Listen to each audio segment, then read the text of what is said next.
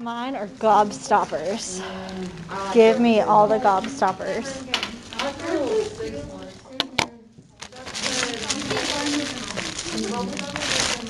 Did y'all like the one maybe in Oklahoma? Yeah, that's what they're talking about. Yeah. I love the classic. Maybe I should just get the mystery lollipop. Some of them have weird flavors though. I couldn't eat all of them. I enjoyed them all. So. They all take all the chocolate. Hi! Grab a seat. There's everyone there in the circle. Good to see ya. See you. We're just talking about Halloween candy. See, I would rather have anything chocolate all day, any day. Depends on the day for me. I'd rather have chips and salsa. Same. I would like queso. No, Yeah. salsa. That No, could I be would rather interesting have for queso. Halloween. Take up chips and salsa for Halloween. No. You would do that. That's like the That's a family good idea. tradition every Halloween. 'Cause no like one would that. take it, and My then I grandma could eat makes it all. a huge pot of chili. They have like chili dogs or whatever you can make with them. What? My grandma's like tradition is she always makes a huge pot of chili on Halloween and we all come over and eat after the trick or treat. I said, did you just pour the chili into the bag or what? How's that? Yeah. I didn't actually dress up for Halloween, but on Friday, they had the team dress up for practice. It wasn't really practice, it was more like Instagram photo shoot. But me and my friend, boyfriend is a wrestler, and so we got like full decked out in the singlet, sweatsuit, like the shoes, everything, and the headgear, that's like the funniest part. And we got our picture taken and we made it on the wrestling, State Wrestling story. It was pretty funny. Can you go back and view it, or was it just on the story? It was just a story. I'm gonna see if they highlighted it. So I you want should to show it see. to all of us. Huh? I said you should show it to everybody. Did you repost it? I have, yeah, I have. It'll be in your archives under stories on Instagram. No, they don't have any highlight. That's sad. It's true. Well, hopefully, I'm gonna assume everybody had a chance to do the reading for today and you submitted your reflection on it. What were some of your thoughts? How many people didn't? I did not submit it yet. But I All read it. read? Yeah. Wait a minute. I was gonna say, oh my gosh, today's gonna be really hard. Nobody I just didn't submit it yet. So, even if you haven't submitted reflections yet, what are your thoughts on the read? What would you put in your reflection?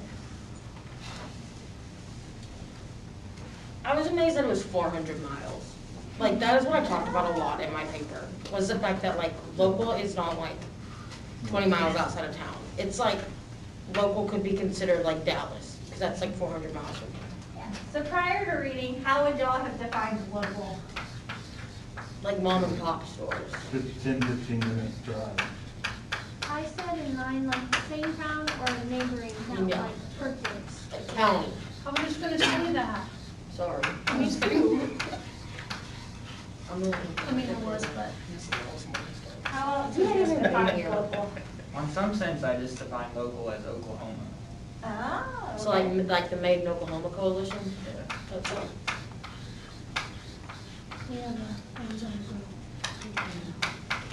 State page. I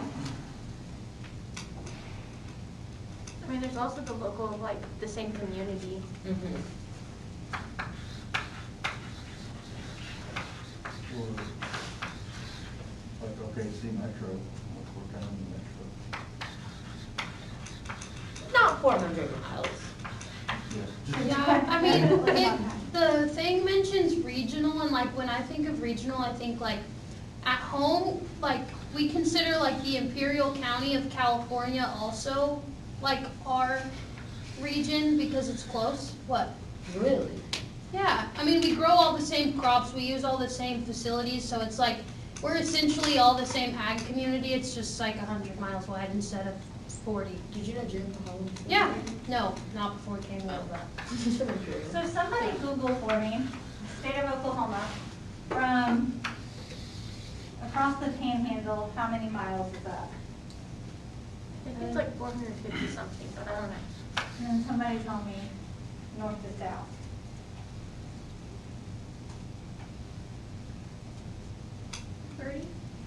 478 from east to west. 478? Mhm. What was going, 44 was the first thing that popped up. Let's see. Let's see. 231. What? 400? Yeah, 231. Like, how many exits are there? Used to be how it did. So if we think about this idea that technically we can say something is local if it's within 400 miles, we're not always going from the center part of the state, right? So if we're here in Stillwater-ish, maybe a little bit further east, 400 miles would go into Texas, right? Because we're talking about a radius.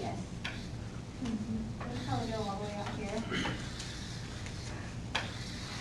What other states would we go into? Kansas, Arkansas, Texas, Missouri. Would you go to Nebraska? No, not quite. Is that above Kansas? It's, east of Kansas. Yeah, probably What's above- Louisiana what's above to the Kansas? southeast a little bit. Above Kansas? I also noticed in the Is it reading Wyoming? that it said, or within the state. Right? So Texas is like huge. Montana's probably longer than.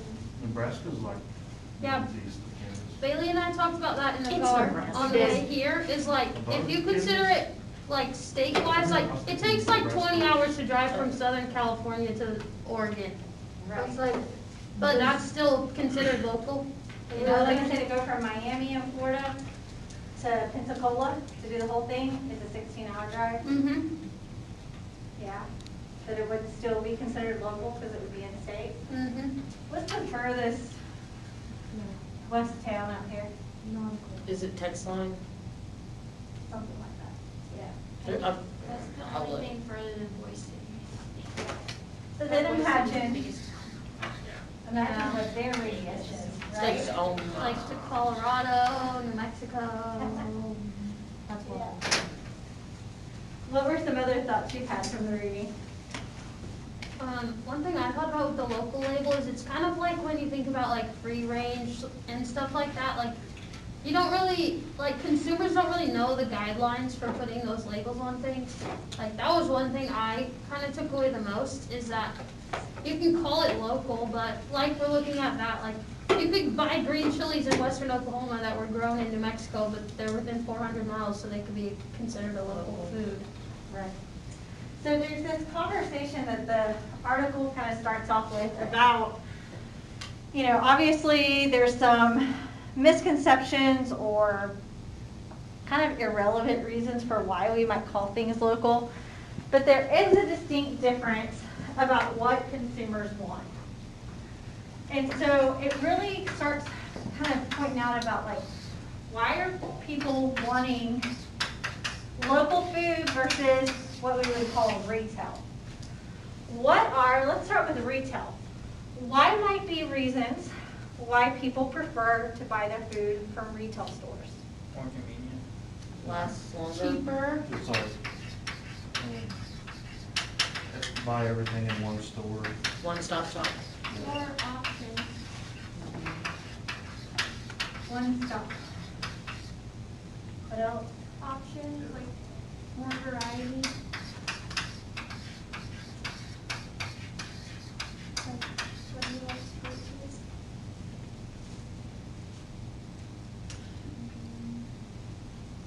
Socialization.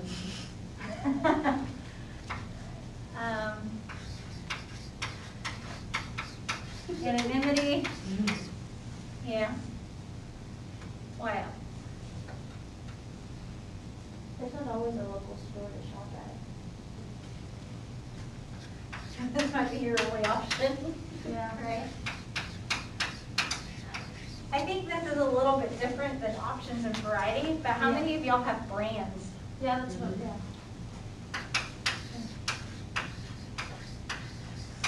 So this idea of brand loyalty.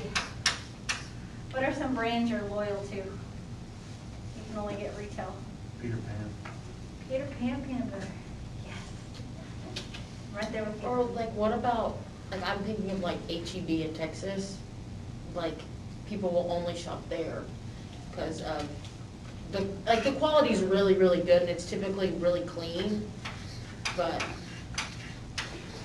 like store preference. Yeah, reputation. Like, we only eat their peanut butter, which is like really bad, but it's we're very loyal. Yeah. Why else? Kind of along those lines of HEB in Florida, it's Publix. We're talking about people's jobs, like, it's almost like a tradition. I know that sounds a little crazy, but like, there are families that everyone in their families works at Publix. And it's a thing, right?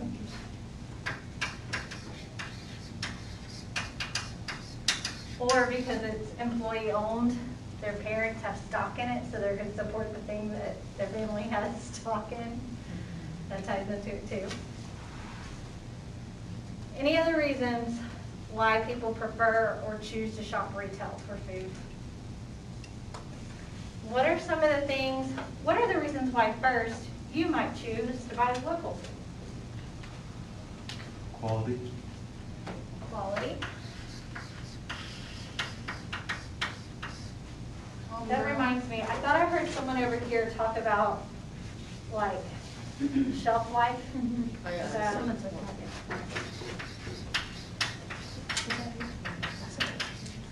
So we got quality for local, homegrown. I'm gonna put quotes around that. I feel like along with quality is like freshness.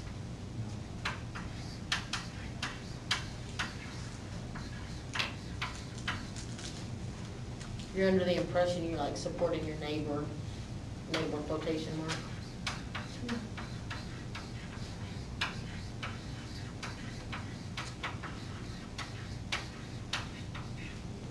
You're gonna get a more sense of what the product is, like product knowledge, where it comes from, how it's grown. Oh, yeah.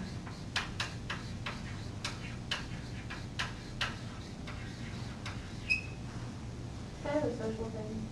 Yeah.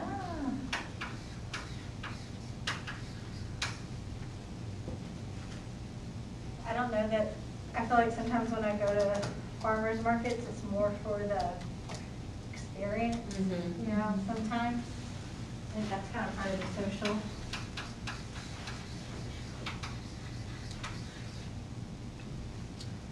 What were some things the article talked about reasons A why? shorter supply chain. Shorter supply chain. I talked about it in mine. I need to look up what the word was, because they use it a lot. People think it's a smaller business. Small business. More trust in the producer. Say that again? More trust in the producer.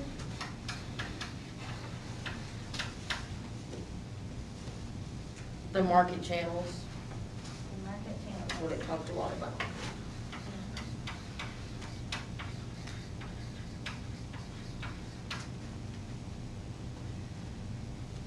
What's another reason?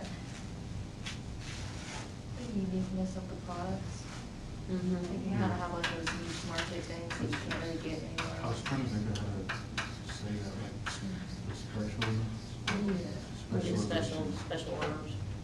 special editions.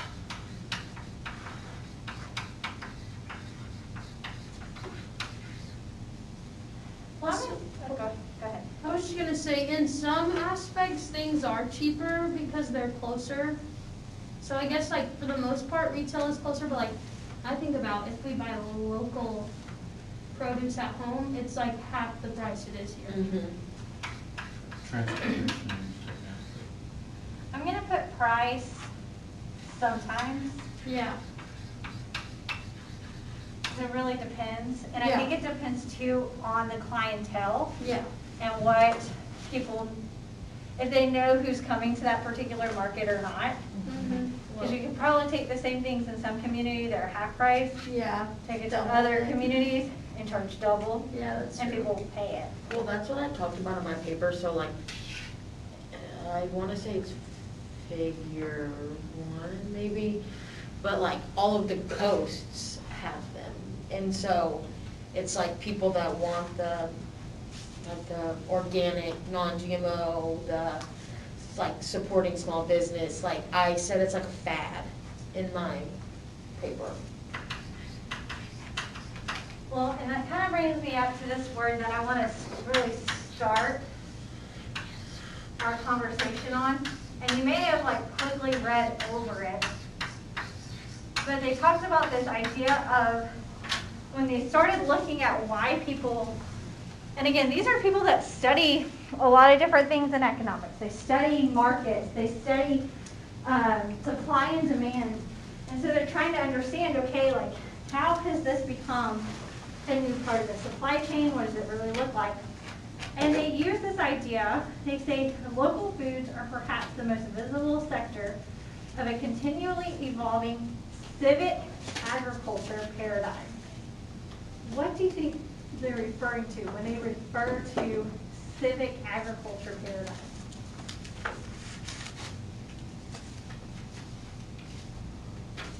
Says it, and I'm going to read the last little part of that sentence. It says, it's a lens through which political, socioeconomic, and environmental concerns about the conventional food system are addressed. How are local foods, or the local food market, how is it a result of civic agriculture?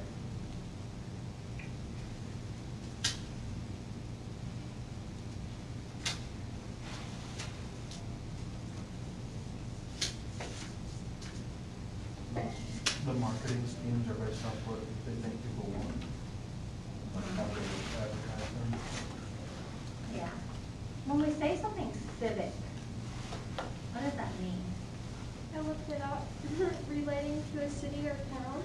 Okay, relating to a city or town. When we say people should have civic engagement, what are we saying? Is it kind of like community involvement, like volunteer, charitable? Yeah, you're involved in the community around you. And so it's this idea that consumers as a whole are becoming more civically engaged in agriculture. So it's interesting. We talked about this again in our first unit with animal welfare. And this, we'll say, well, people don't know about agriculture. They need to be educated, or we need to advocate for ag. And the thing is that most people in some ways are actually engaged in it. It's just, it might look different for all the people engaged. And we're in a paradigm right now where really as a whole, more consumers are talking about how their food's grown than ever before. It just may not be the way you want to talk about how food is grown, right? So it's this idea of civically engaging in how their food is produced. And this idea that it's looking at political, socioeconomic, and environmental concerns in the food industry. And so while people may not be engaging in the production side of it, they're engaging in the political aspects of it, they're engaging in the SES aspects of it, they're engaging perhaps in environmental concerns about it. How does that affect what we do in ag? And maybe does that change your perspective at all as to how we interact with consumers about agriculture?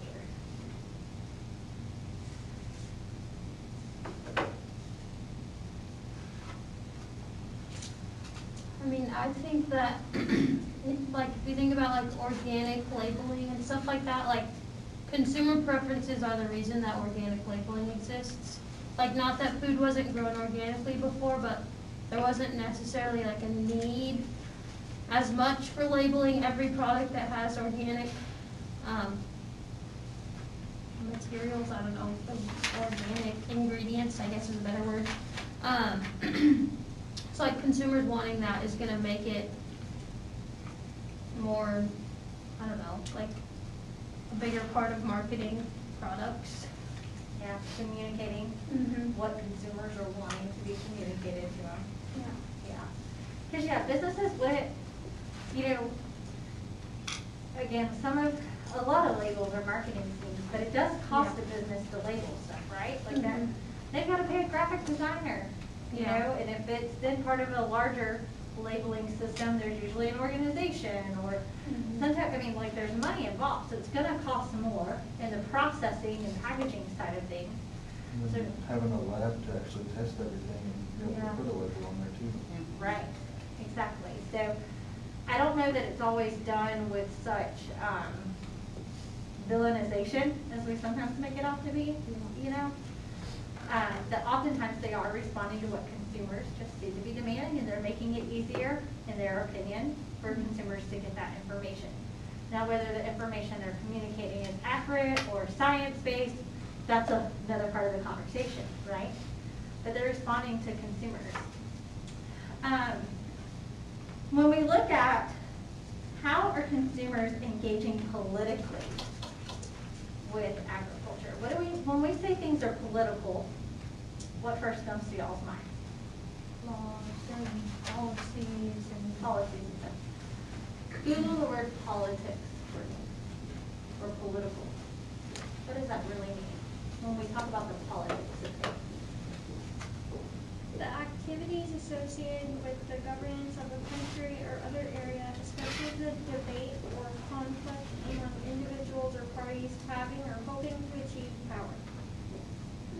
So in some stances, it is directly related to government. In other stances, it's just simply how are humans interacting with each other. So that's a really long definition for how are we interacting? How are we governing ourselves as a human race, right? How are people interacting politically with agriculture? And what is, like if you could kind of tie up the local food movement or that particular market, how is it saying agriculture should govern itself? We should all be organic. Is all local food organic? No, but that's what like. But that goes back to like the fad of farmers markets. So, okay, let's think a little bit broader though, outside of this idea of organic. Because I have a really good friend back in Alabama that the only market that they sell all their produce in is either farmers markets or direct to restaurants. And they have very high-end products. And they will be the first people to tell everyone that comes to their table they're not organic by any form or fashion. It's almost an assumption that's made, but actually it's kind of, it's just not as prominent as we think it is sometimes in these smaller markets. If the local food movement is saying that if people are choosing local food because they believe there should be a shorter supply chain, then what is that saying? What are those consumer decisions saying about how they think agriculture should be structured or governed?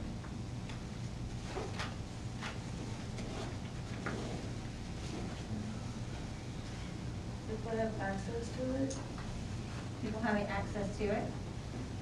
It ties in a little bit to this point where they're saying, okay, food shouldn't travel more than, and again, there's some issues with this, how far, but we'll go off of the 400, because does anyone remember roughly in non-local food markets, so what we consider kind of more traditional, or the intermediary markets, what is the average amount of miles that our food travels in the distribution chain?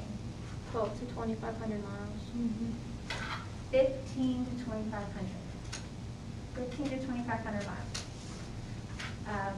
So Google, what's 1,500 miles from Stillwater, Oklahoma? I mean, home for me is about 1,200. Okay. So to the Mexican border in Arizona, western Arizona. What are some positives of our food traveling that far to get distributed? You can get crops that seem seasonal more throughout the year. Also, like, I know I talk about lettuce because that's our crop at home, but like, lettuce doesn't really grow here very easily. Yeah, and did y'all know we're in a lettuce shortage? I went to go get a salad from Chick-fil-A today and it told me my salad was gonna be weird because we're in a lettuce shortage. I didn't know that. It's not our produce season until December, sorry. It's not our fault yet. Next month is harvest season. But it's a long way. So, you know, kind of, again, one of the reasons people say, well, I want to shop local, or I would like to go to these local markets because it makes a shorter supply chain. They're saying agriculture should function in a way that we're not distributing food as far as we do. Pros and cons. What are some pros and cons? You don't think about that. I feel like that goes back to like hunger. Like if we're able to like distribute it farther, then people are able to have the options of more food rather than like just what Western Arizona would have for. Yeah. So. Some places like you can't Yeah. really grow a lot unless you have greenhouses and stuff like that. You can't grow a whole lot of food, you know. It's like food deserts gives you. Could you, on the other hand, say that if we're focused on, you know, shipping it in from somewhere else, maybe we're not being as innovative as we could be in growing some of those things? So Sure. maybe it would require greenhouses, but then you'd also be able to grow it year round, you know? I don't know, just kind of looking at the other side of it. I don't know.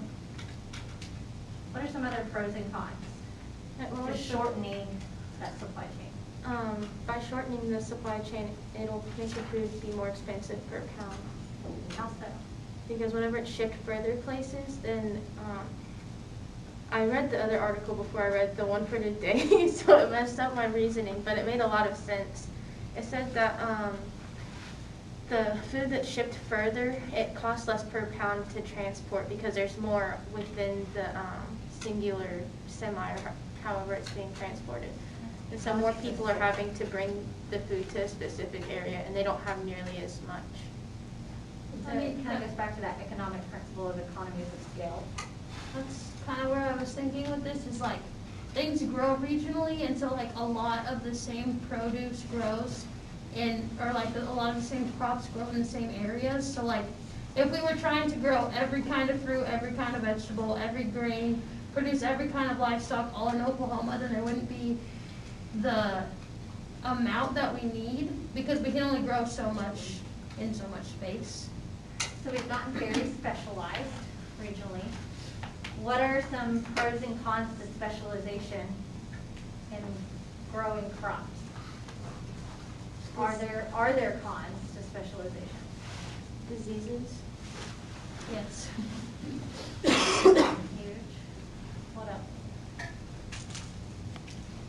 If there is like a disease that happens in the growing process, like if there's a E. coli outbreak, then there's just gonna be a shortage in the crop because it's only grown in one place, so no one has it other than there.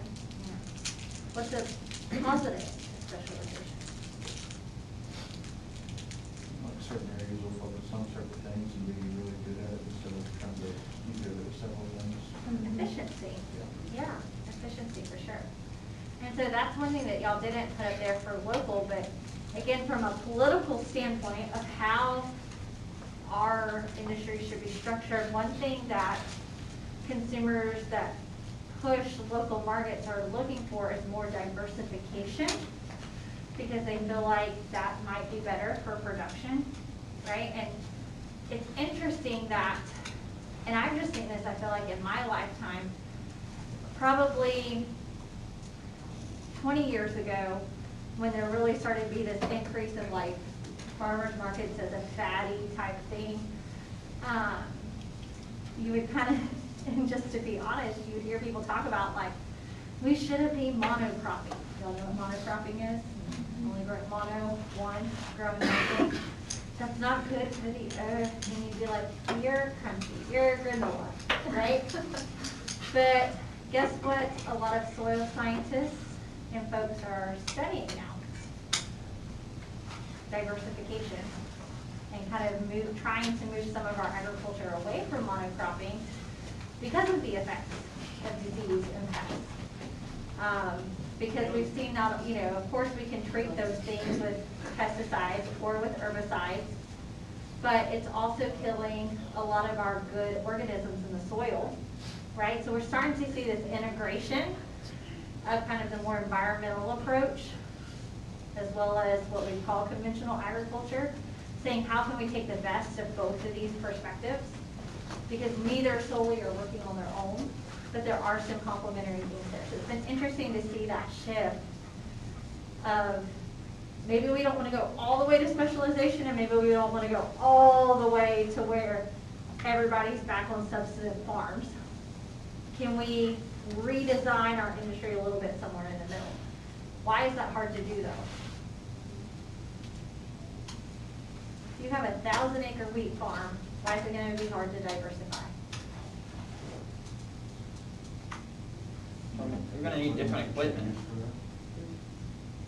Okay, I'm going to let Ethan say it, and then we'll come to you, Brian. The equipment that you can use, like if you get something else, you have to buy new equipment for it. Gonna need new equipment. How much did you pay for a harvester? Combine. A lot of money. So the current innovations and technology that we have for a lot of these things is very capital intensive, right? So the more money you have to spend on technology, are you gonna be more likely or less likely to adopt new innovations in production and techniques? I think that's an interesting concept. Again, if you've taken change theory, right? You're like, oh my gosh, we're so innovative because we adopt new technology. Yet sometimes the technology we adopt almost halts our innovation beyond that particular point of technology because of cost. What were you going to say, Brian? Well, I was saying the same thing. Equipment. Equipment. It's one of the biggest reasons why. And so that's why, and we talked, a little bit about this when we were talking about nutrition programs, but just overall grants and programs that are offered through the USDA. There are some programs that will provide grants to farmers who are transitioning or diversifying to help them offset some of those changes in technology and the costs that will be incurred with that. So they're like, hey, we know you've invested a lot in this combine, but because maybe you're adopting something new, we'll help pay for this until you can get that sold or what have you. So that's why some of those programs do exist. But does that help explain more about the political engagement people have in ag and how again, it's not so much about if a policy is Republican or Democrat, it's more the structure and how as an industry we're structured and governed. Okay, so local markets has a unique perspective on that. What might be their socioeconomic engagement with agriculture? Again, looking at some of the reasons that people choose to buy local. Well, you said it, didn't you, that like they get upcharged in certain areas because those people are gonna buy it there, rather than like, if you go to a small town in Oklahoma, someone's gonna know the price of a cucumber, rather than maybe someone else. So you can kind of benefit off those who are willing to pay more. Like, yeah. And then with Kieran, go ahead, Brian. So that's kind of not right, morally right, I feel like. But it's all I didn't about say it was making right. But I just again, said it's our economics. capitalistic society. That's how we're structured, right? If people are willing to pay it, you're able to charge it. Yeah. On the other hand of that, kind of Kieran's example, perhaps because it is local in some areas, could you be addressing food insecurity? Maybe it's not by quantity, but by the price of food? What do y'all think?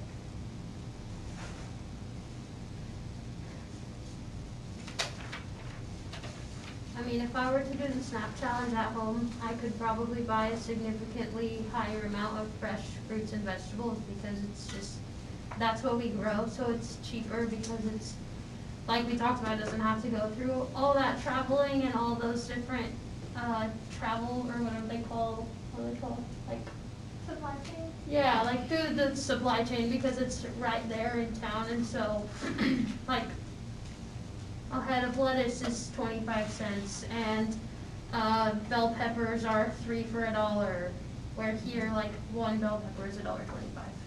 Yeah. So a lot of that's going to depend on where you live, right, and what's available, and so what the cost of that's going to be. What might that look like for someone in Wichita, Kansas? Are they going to be able to buy that type of food as cheaply? No. Probably not. But what things might they buy inexpensively?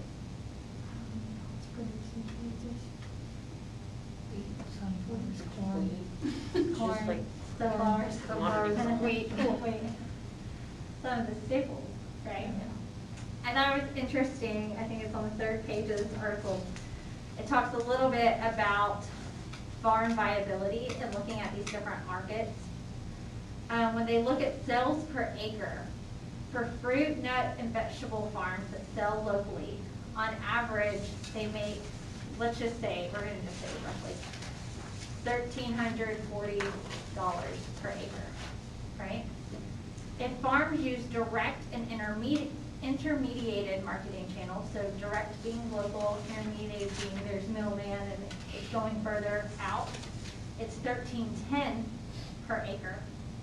And if they only use intermediated marketing, so they only sell retail or being distributed largely, $3,100. So it is interesting that we do know of local markets that kind of upcharge because people are willing to pay it.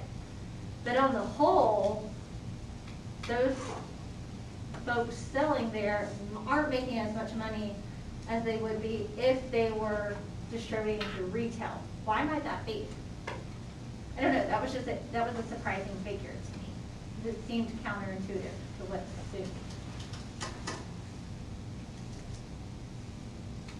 Usually it's cheaper to buy a large quantity of something and make a large quantity. And so when you're able to sell that for a certain amount that you want, instead of making like 5 or 6 specialty things for, say like Houston or Oklahoma City or something, and it's what those people want. And so it's very like limited in what resources you have to buy. It's like the Walmart phenomenon, right? Yeah. Walmart became big because things were able to be sold there so cheap. And sometimes you see things that are so cheap that you're like, how are they making money off of this? How are they making money? Like, they're obviously making a lot. How are they doing it? Like, for example, if you sell an acre of a crop to Walmart, you're selling the whole thing to the corporation, and then from that point, Walmart is selling it, and at that point, like, Walmart is dealing with the money. And if you're selling locally, like, if it goes bad, you can't sell it, and it's not on you, you've lost that product and the money you would be making from it. Yep. You're having to make up for some of that, right? Like, we see that in a lot of things. We see that with healthcare. People wonder, like, why is healthcare so expensive? Because we're covering up for a lot of healthcare that's not paid for, right? Like, we can't just completely be in the red all the time, or else they wouldn't function as businesses, right? Is it also like the Walmart question because, they sell it for a cheaper price, they sell more because it's cheaper, and like if it was more expensive, people wouldn't buy as much of it. Did someone already say that? Sorry. Right, no. It's almost like because they have that lower price, it increases the demand for the product. Which also means when demand goes up, what else has to go up to match it? Anything else back there? Sales. That one. Supply, right? Supply and demand, those two things. So think about this.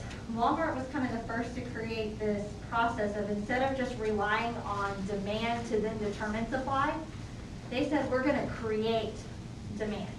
And they created demand by lowering prices, which increased demand. And then all of a sudden they needed to supply more. So how do they get more supplies? Buy in larger amounts. They buy in larger amounts. When it comes to food, how do you buy in larger amounts?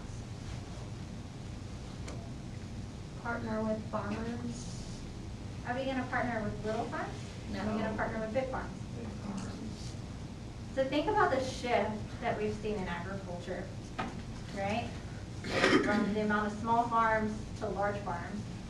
What could potentially have been an influence? I'm not going to say it's the influence, but an influence to that shift in the size of farms. Technology. What else? I feel like there's less of a risk of loss because at that point, like if you're producing more for Walmart, then you're just selling it to Walmart and you don't have to worry, like I was saying earlier, like about losing that crop because it goes bad. There's a lot of farmers that are contracted.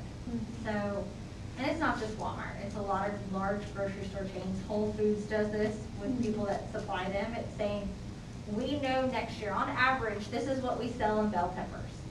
So we are gonna contract and say, if you will guarantee that you'll grow 100 acres of bell peppers for me, we're gonna go ahead and guarantee this price for you, right? And as a farmer, what's the benefit to that? You know what you're getting? Security. Security. Now, not all, and this is something as y'all do your supply chain portfolios, I hope, again, these are kind of things to be thinking about. Not all what we call perishable food or produce is sold that way. What are some crops that y'all know are sold on contracts like that? They use things like futures to determine the price that you're contracted for, all that.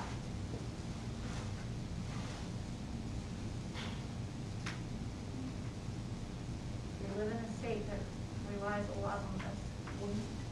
Wheat. What else? Beef. Huh? Beef. Sometimes. I only know that because my roommate is in the AGLE class that's talking about futures. Well, and beef is interesting to look at because as far as meat goes, almost every livestock industry functions a little bit different in what their supply chain looks like. Chicken is drastically different from beef. Pork's getting a little bit closer to being how poultry is, but yeah, there's a, I mean, do y'all think feedlots contract with cow-calf operations? Absolutely. What would be another example of a commodity that is contracted, where it'd be really easy to go to someone and say, grow me this many acres and I'll guarantee you we pay you? Eggs. Corn. Eggs. Corn. Isn't fruit contracted a lot? Or did I just bring that? Very easily. Good future. Fruit's hard. So that's where there's a difference. It just depends on the commodity and it depends on the type of operation that people have. So like in Florida, and we'll just say fruits and vegetables together, we do have a lot of greenhouses because again, you can create this environment where you can grow 24 all year long. And so there's some folks in South Florida that grow bell peppers for nobody but McDonald's. That's all they do, but it's because they can guarantee they will have the crop because of the greenhouses that they have. And we're talking about a ton of bell peppers. But then on the other hand, we grow watermelons, and I can tell you from our family working in watermelons, you are working day and night as those things come out of the field to find a place for them to go. You don't care if it's Winn-Dixie, Walmart, wherever. You are selling it pallet by pallet, piecemealing it together. Because why can some of those crops not be contracted ahead of time? Like, what would be the difference between wheat and watermelon? We can last longer. Wheat can last longer. What else can you do with wheat? You can store it. You can store it. Yeah. What else? You can use it variously. Watermelons are usually sold whole. Yeah. You know, depending on the quality of what comes out of the field, there's different options for wheat, but watermelon, it's either edible or it's left in the field, right? Yeah. And so, and again, you have this idea of disease and pests. They're different in different places, and especially in areas that fruits and vegetables are grown, the climate is much more conducive to pests and disease. And so people are less likely to take risks when it comes to putting together a contract, a futures contract for those things. It may not seem like it living in Oklahoma, but climate, pests, and diseases are more stable in these areas, and that's why you see some of those particular crops grow. How many of y'all wish you had a refresher in Ag Econ right now? I hated it. I loved that class.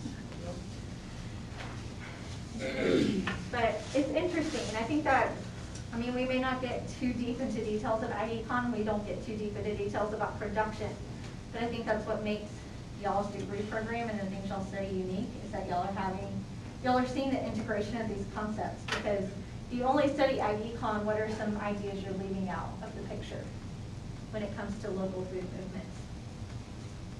How it's grown, the Why? people it goes to, why. Yeah, why people are buying the way that they are.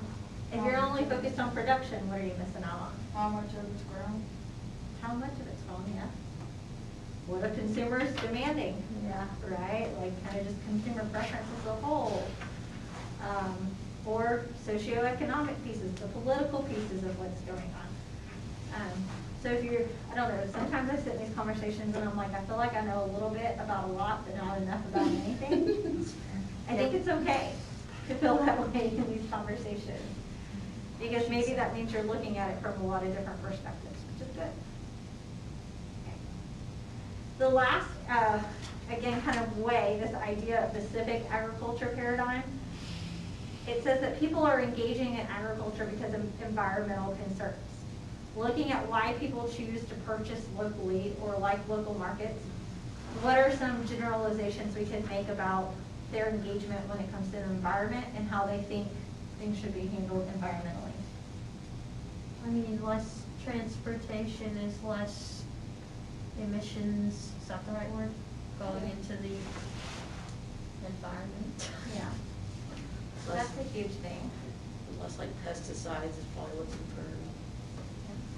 The article for the class on Thursday actually explained that theory. They said that if we were really concerned about the environment, we would look at all the different environmental aspects of it besides just the transportation side of things. That's what I found interesting. It just called everyone's bluff on it and was like, look at me. That's why I like Moreland, and I like the stuff he writes. He calls us beta space. Yeah. So yeah, I look at some of the things that y'all wrote up there about kind of environmental. I mean, you say quality. What do you think the quality is that people are looking for when they go to local markets? Or you? I know some of y'all shop at local markets. How fresh it is. How fresh. So yeah, this idea of freshness. So maybe there's less preservatives or things that are being added to what we're eating, right? I do think from an environmental standpoint, I do think about transportation, right? And maybe not as much fuel's been used, not as much greenhouse gas emissions, or they call it the carbon footprint. Maybe maybe it's not just about transportation, maybe how it's been processed. There's just not as much going on, Even if you think about, again, for fresh produce and what it goes through in a processing and packaging facility, those machines require energy, right? So I'm like, well, I'm fine just getting it out of straight from the farm. Like that's one less thing less plastic being used, or. I mean, if you're buying from a farmer's market, you're not having to worry about the power that's being used for a whole store to keep that produce fresh for days on the shelves. It's just. I think part of it's trust, because you can see the person you're buying it from instead of just going to the grocery store and not having any clue. Well, and I thought it was interesting, they didn't go into it as much as I would have liked them to, but they did kind of talk about this point that because we've seen an increase in demand for local food markets, there are some of these things politically, socioeconomically, and environmentally, these influences from the local market that are starting to influence what we do in the retail area, right? So it talked a little bit about this idea of retail trying to source more local now.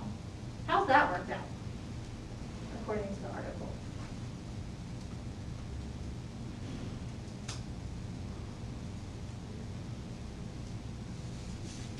The very last page.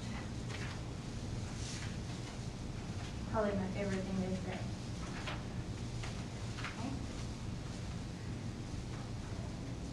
Okay. There's a few challenges because of the notion of local labeling. And it's talking specifically about these state branding. So what's our state brand for food in Oklahoma? MIO, made in Oklahoma. MIO. That's what I call it, MIO. What are some other examples? They give us Pride of New York, Ohio Proud. Anybody know any other state brands? Arizona Grown. Huh? Arizona Grown. Arizona Grown. We got Georgia Grown. Colorado Proud was in one too. Colorado Proud. Fresh from Florida. California has one, but I don't remember what it is. I'm pretty sure, anyway. They do. I don't remember. Most states do. Alabama actually just came up with their their one, which I was surprised, like they're kind of laggards on that end. Most states have them, but they just approved theirs. And I think it's, instead of Sweet Home Alabama, it's Sweet Grown Alabama. I love that so much. A little catchy. So here it's saying, as state branding programs are used to connect an increasingly engaged set of corporate food retailers to buy locally, the degree of localness becomes more scrutinized or valued less. So again, kind of these perspectives that are coming out of the local food movement, because it's growing so much, have influenced retailers to change perhaps some of their practices and do things because they're like, well, obviously there's a demand for local food. Retailers and people who sell a lot to retailers because there's more money to be made there say, ooh, well, one way we can let people know that their food is local is by having local brands, state brands. But what we're actually seeing now that we're a couple of years out of this happening is that it's actually making people value that localness less. Why might that happen? Why does it work in a local food market but not on a retail market? Or does it?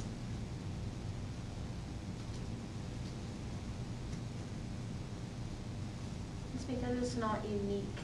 It's more widespread than it is localized. Yeah. Not as unique. It's become more widespread. Why might it cause it to be scrutinized more?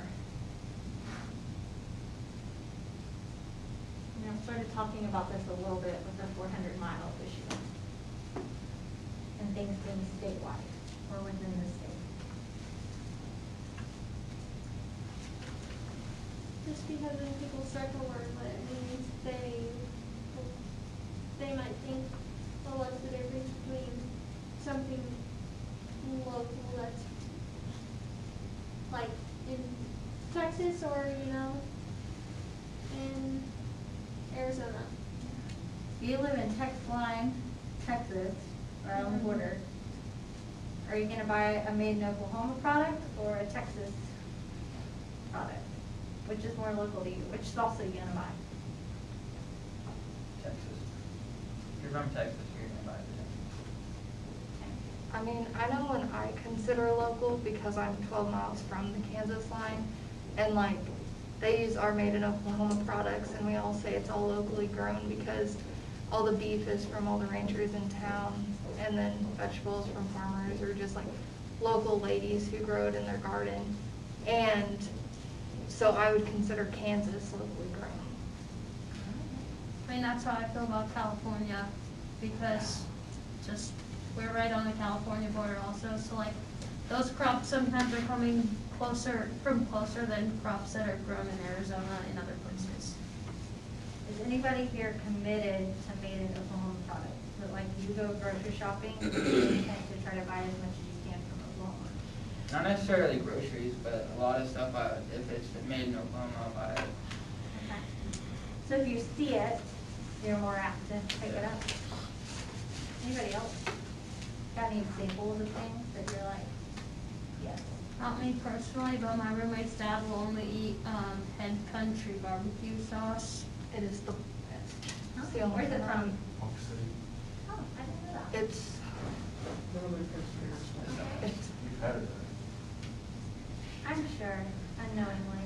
oh, Head Country is There- the best. Their son goes to school here. Pretty positive. That's what he told me, so. Yeah, I was He could be lying, but. After After processing my Florida orange juice, I've told y'all that before. Florida's natural, fresh from Florida. I will say, I get super excited in the grocery store when I see, like, in the winter, I probably will not buy strawberries from California, but if there are strawberries from Florida that have fresh from Florida on it, I'm buying it. That kind of goes back to that local movement, which it's interesting, it'll say fresh from Florida on it, which is supposed to be marketing for local food. But am I more than 400 miles away from Plant City, Florida, which is the most north area growing strawberries? But that's No. kind of a bad thing, like people know their fruit is good in Florida. So. Yeah. Well, and I'm like, I feel like I know the people growing it. Yeah. So why wouldn't I buy it, you know? Told y'all my friend Matt Mason is on the side of Florida's natural box. Kind of cool to have them in my refrigerator. So, I mean, that's like, I'm the same way about lettuce in the winter because some of it's from Mexico and some of it's from Yuma. So I'm like, obviously I'm gonna buy it if I know that it's literally from my hometown. There's a lady in Burlington who is like obsessed with eggnog. The only place she gets it is Brahms, which our closest Brahms is like an hour and a half away. what? It's kind of depressing, I know. I just meant the fact that she goes that far for eggnog. Yeah, she'll buy like 15 boxes of it, and I mean, she knows that I'm in Stillwater, and she called me the other day, she's like, you know that I have to have the Brahms, will you go and pick it up for me, because you're coming home on Thanksgiving? I'm like, yes, I will. Does Because she like, drink it year round? yeah. So Brahms is a fascinating example of retail that's built off of local food movement ideas. Yeah. How so? What do y'all know about Brahms? They're based in Oklahoma, and they grow all the products. Yeah. What is their thing with distribution and like where they build their stores? It's like 200 miles, isn't it? Or maybe it could be more, I thought it was 200. You have to be able to drive there and back in a day. Yes. Oh. So if they can't deliver and be back within a day, too far. Like, that's like Brahms is like, so in my small town, we have Brahms and Dirty Diamonds. And we only, like, everybody only buys milk from Brahms, basically. And then, like, all of the produce is a lot better, even though it's like a smaller selection. But, like, that's provided us, like, Van Olsen at least, with, like, a nice selection of vegetables rather than, like, a cucumber that's seen way better days. Right. Yeah. What are some other things? So like retail's picked up on this idea of having food locally labeled. Is there anything else from the local food movement y'all can think of has influenced retail grocery stores lately? Like how maybe they've changed some of their practices or things they do? Like grocery pickup? That could be. Why do you think that might be influenced from local food market? Because they don't want to go into the atmosphere of the store. Just stay away from it. Feels a little bit more like you're kind of getting what you want, and more service, that experience a little bit. Well, especially like during Corona, a lot of places offered delivery that like wasn't deliverable before. Like I know like our grocery store and Dirty Diamonds did pick up as low difficult, but. So that idea definitely came from, maybe not farmers markets, but there's a lot of folks in town, especially with CSAs, community supported agriculture, that will do like monthly subscriptions where you subscribe to what they grow. You don't necessarily always know what you're gonna get, but you get a box of produce once a week that's delivered to your house. And it's definitely a premium for it, but that's something that's been going on for a long time in the local food movement that's just now kind of kicking in with retail stores. What else might be influenced? Like, I know here at Walmart, they sell like Stilly Wheat beer because it's a local product and it's kind of along the same lines. And like, there's this small town, like probably 2 hours from my hometown, that they have like a dairy and a creamery, and so it's like local milk, and you know that it's local, it's in a glass bottle. It has like the Arizona grown label on it, and so they've been selling it like in Walmart and Sprouts because people will buy the local milk because it's not just the Walmart brand of milk. Yeah. A lot of grocery stores now, you walk in and they have like that local food area. You can go to wine shops, Yeah. local wine, right? Like, Mhm. so really trying to offset and highlight that they're doing some of that. How do grocery stores look differently? Have y'all noticed a shift in grocery stores in the past 10 years? How have they changed how they look?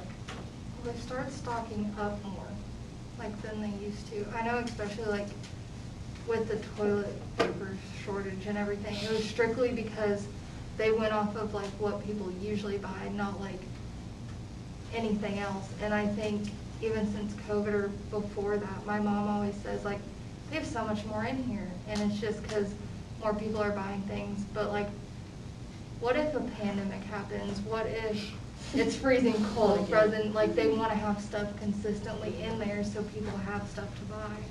Well, the pandemic changed people's eating patterns Mhm. because people aren't eating out as much. And so they need more. stuff in the store because people are coming to the store more. Like it's kind of benefiting grocery store business quite a bit. But what about the aesthetics? It looks like a farmer's market in the grocery section. They brand it up more. It looks more like a farmer's market. Like I remember when Walmart did this shift from like everything used to be just like their blue, white, and yellow, whatever. And then all of a sudden you walked in and the whole produce area, it looks like chalkboards with chalkboard writing on the. And like, it's like fake wood, the plastic containers they're on is like fake wood. Yeah. I also, are Walmart neighborhood markets new? Like, are they a new concept? Cause we Yes. got one at home like only like 3 years ago. Yeah, They started around 2015. Okay, so I feel like that's another thing is like, it feels more homey because you're only buying groceries, like it's not a superstore. And it's a neighborhood market. And it's called that, yeah, exactly. I mean, I'm not gonna lie, I only shop at the neighborhood market today. Yeah, they have like, It's close there to my was one in house. Stroud and one in Craig and like several around small towns. And they like sold them to Dollar Generals, not a Dollar General. I will tell you what, though, we were in Bentonville a couple weeks ago, beginning of October, and right in their downtown, so like where your first Walmart was, a block from it, there's now a neighborhood market there, and obviously it's Bentonville, Arkansas, so all the Walmarts there are super great. But I walked into this neighborhood market, that is the most high-end, like, it was totally different than any neighborhood market. I walked in and I thought I was in like a Whole Foods, legitimately. Bougie Walmart. It was a bougie Walmart, a bougie neighborhood market. I was really caught off guard. It's like crazy. I was like, of course it have to be this way in Bentonville. My roommate's from Bentonville, and like her whole family is like part of Walmart, and every single time we do pickup, she only does pickup now because she gets mad going in to Stillwater Walmart's because it's not the same. Every single time. I was working there when the Perkins one went to the remodel, and it like, one day I was walking into work and the whole store was like repainted, it was like brightened up. It's just like the aesthetics of, in the vegetable section that there was first walk in. Everything was brightened up with bright colors and it seemed like it was darker. And it's crazy, there's so much market research that goes into that, into how things look, that, you know, we're more willing to, we'll buy more produce if we go into somewhere that's bright than if we're buying produce in a room that's discolored with, you know. With blacked out windows. Yeah. That's Like water it stream. reminds me of the you mentioned that because the Craig neighborhood Walmart, like you just talked about, actually went out of business because the people in the town wouldn't buy from it because they felt like it like betraying their other one, so they sold it back to family. We had one like 3 towns away, which isn't far, but theirs shut down too because no one shopped there. That's fascinating. So are there any other, like maybe if we just look at the environmental things, you know, again, the civic engagement in agriculture when it's come to environmental concerns from the local movement, you know, y'all talked about shortening the supply chains, this idea of showcasing that you're buying more local food, maybe using less plastic, more decomposable materials, whatever. Have you seen any of that shift into what people are doing in retail? Walmart likes to offer you reusable bags that you can buy. Yeah, so we see a lot more reusable bags for sale. Aldi, you have to buy the bags. And do you know that, like, we're one of the few countries that doesn't charge for Yeah. plastic bags or paper bags? That's a pretty, like, Aldi's model, and they're from Sweden, I believe. That's very typical in a lot of other countries for environmental purposes. And the paper bags are cheaper than the plastic bags. I'm Why pretty might that sure. be? Because you can recycle the paper bags. Yep, so it's trying to incentivize you to buy more recyclable, I cannot say that word. More materials that are able to be recycled. Great. Right when I left Walmart, they were getting new vests that were made from like water. Yeah, just like. Yeah. Highlighting those things. Have we seen a shift in how things are packaged? They make, you know, water bottles with less plastic in the lid. Oh, yeah. Here it goes. But we don't use those. remember. There's some I don't herbs that either. I've noticed that used to be you could only buy it by the bag, but now it's allowing you to buy it by the piece. Like I've seen some shipped in grocery stores for that reason.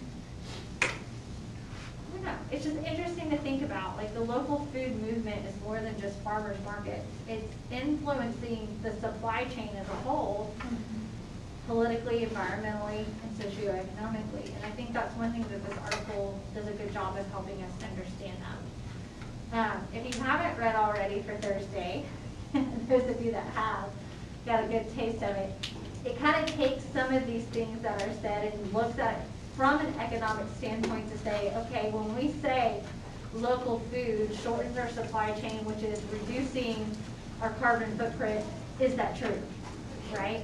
It's kind of helping us understand those conversations a little bit more. So I'm excited to see what your reflections are for it and kind of y'all's discussion that pulls out of it. My goal is for our discussion to be similar to this on Thursday, so I think one thing that would be helpful is to bring some notes with you. So please do active reading. Don't just read and then come to class. Like come with some points that you'd like to talk about and maybe some questions that you have that you're like, ooh, I think this would be really interesting for our class to discuss. Okay? Any questions for me about the portfolio? I didn't know if y'all gotten a chance to kind of sit and think about that assignment since I talked to y'all about it on Thursday. I have Okay. Do make sure, because I don't want to say it's a big project, but there's a lot of components and things you've got to get together. So I'm going to constantly be reminding y'all about it, that this is not an assignment to wait till the last week to do. Because then it'll be really overwhelming. You may not, you've got to do an interview with somebody. So you don't want to wait till that last week and then not have someone to talk to. The one piece that I think y'all might need the most help on is it does ask for y'all to include a scholarly journal that talks about your particular supply chain. If you don't know what that is, please come and talk to me. It is not something that comes from a newspaper. It comes from a research journal. And so I can show you on OSU Library's website how to easily search for those things. Can't help you if you don't ask. Does it have to be like a positive or a negative, or is it strictly just like? Just about it. Okay. Just about it. And so research that someone's done related to your particular topic and the supply chain of it. Yeah. All right. See you Thursday. Take more candy with you,